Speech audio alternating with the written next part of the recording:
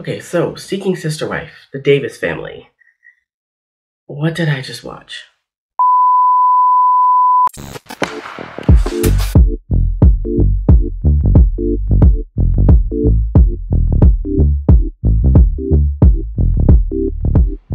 Hey, welcome back to my channel. My name is Debbie. I am the She in Sheality TV, and like I said in the intro, what's up with the Davises? Okay, so they decided that they're going to ask Danielle to marry them. Okay, this family, they're all over the ice for me because, like I said, they decided to ask Danielle to marry them, and so in this episode, they're getting dressed and, they're rehearsing what they're going to say to her and all this other kind of stuff. Now, let's talk about something else for a second that I notice in every single episode, right? What is this? This right here, this body language, I know you guys have noticed it. This body language, I don't even know why April is there. And I'm sorry, I can't remember the blonde chick's name. I can never remember her name. But these two clearly have a relationship that April is either not aware of or is choosing to ignore. And it's no coincidence that she's the one who's pregnant, besides the fact that it's probably not as easy for April to get pregnant at this point. But this one here, yeah, no. This relationship is too tight, right? For people who are in a, what do you want to call it? Polygamous relationship. This relationship is too close. And I know this is going to sound a little bit off base, but you know how they always say, like, if you have like 3 people in a relationship, somebody's always going to get left out. That is true. This is living proof that somebody is being left out, right? Their body language in every scene, right? And it's like little Nick is like, he always leans toward the blonde and leans away from his first wife. Always.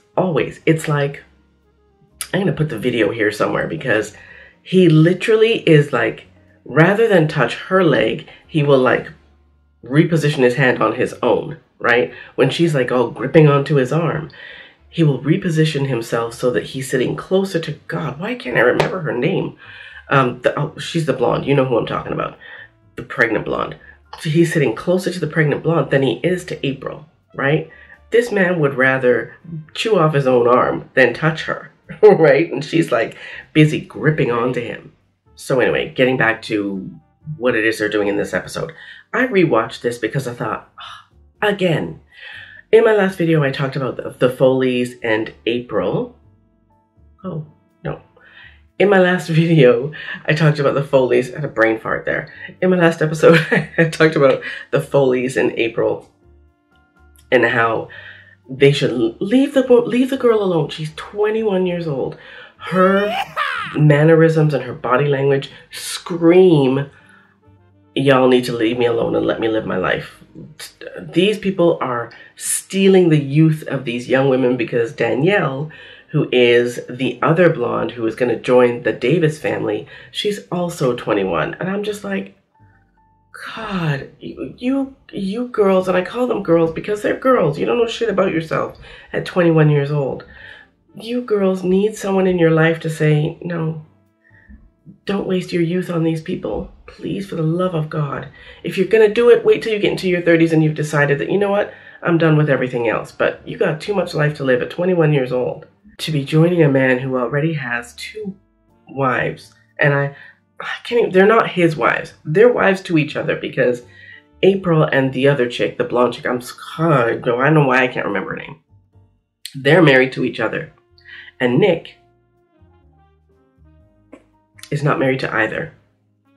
I'm trying to figure out what it is that this man is putting in their coffee, what kind of air is circulating in their house, or what is in their water that's making them, both of them, work. He does not work. And somebody said something in the comments, I cannot remember who it is, and you know who you are, said, you know what, he may well be a felon, and he can't get a job. That would make a lot of sense. Anyways, so the three of them are getting ready, and the blonde is putting makeup on Nick, and he's telling her that he's not sure what he's gonna say to Danielle, and I'm just again, I always come back to this. She's 21. She has the exact same mannerisms as the Foley's April. There's April's and Danielle's run through this series like nothing else I've ever seen. Anyways, she has the same insecure mannerisms as the Foley's potential sister wife, right? Because they're the same age. They're both 21, and they're both about to join these old men who it makes me mad, right? And you guys already know I have 2 daughters, and honestly speaking, my daughters are older than these girls, and I would still be like, yeah, no, because they are someone's daughters, right? How dare you? Literally, they're trying to steal their youth. They want these young women to spend what's left of their youth with them and their, I don't know, other wives, whatever it is. So they're going to ask April, I'm all over the ice here, guys, so you're going to have to keep up. They're going to ask Danielle to join them. They're also in the process of buying a bigger house. So I'm going to say the 2 women are in the process of buying a bigger house because Nick's name ain't going to be on that thing because this man does not have a job, right? Let's talk about the outfit because they're putting makeup on him and they're looking at him. Oh, you look great, baby. I'm like, no, you don't look great. What woman would look at that man in that outfit? He's like Huggy Bear 2022. Like what? Little Nick is big pimpin'. He looks like,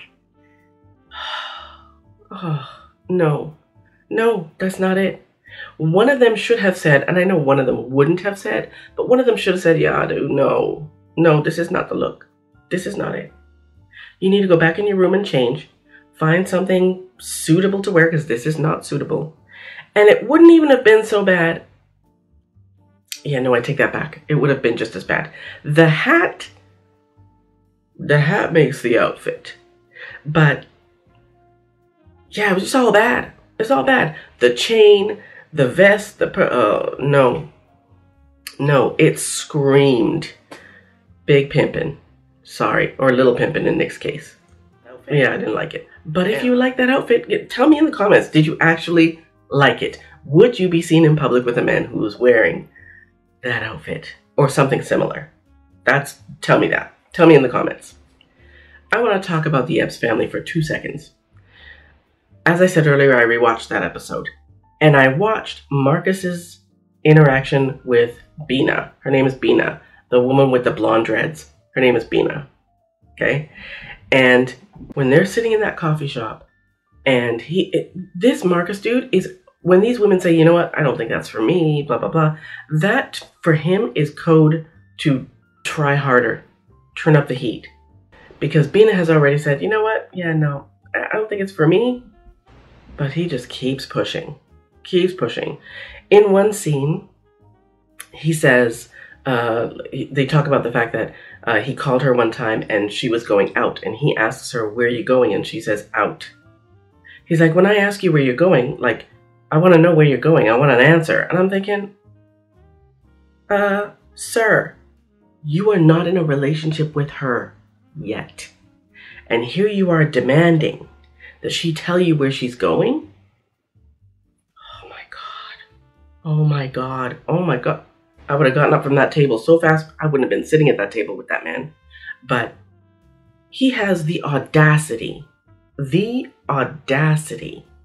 to tell her that when he asks her where she's going, he wants an oh my God. I don't even know how she didn't lose her mind. How did she not lose her temper? I got a hair trigger temper when it comes to stuff like that. I'm clued as to how she kept her composure and said, I don't like to be controlled. I don't like to be smothered, she said. I'm just like, And then when he says that they need to come to a compromise when it comes to that kind of stuff, she says, I'll try. And I'm like, oh, no. No. What do you mean you'll try? No, you won't try. You're not in a relationship with this man. What? Oh, my God. I can't. Why? Oh, I cannot. Then he talks about how he just wants to keep seeing her and see where it goes. And I'm thinking, she already said no. She already said no. How is nobody saying, or nobody, none of the wives, none of the wives that he already has, Taryn and India, why are they not already saying, listen, they've both said it's not for them. Let's move on, right? Especially India, because she's not keen on having another wife anyway. Why has neither of them said, listen, they've both said no. In one way or another, they've both said no. Whether or not that's, you know what, I don't think it's for me, or yeah, I think I'm going to pass, whatever. Why have neither one of them said, listen, I think we should move on? If they wanted in, they would be in, right? We would already be actively courting them both, but we're not. So stop pushing, right? This little man is looking to start a cult, right? Because like I said in my last video, he's decided that he wants 2 more wives at the same time instead of 1. So I'm sorry, I can't stand it. I can't.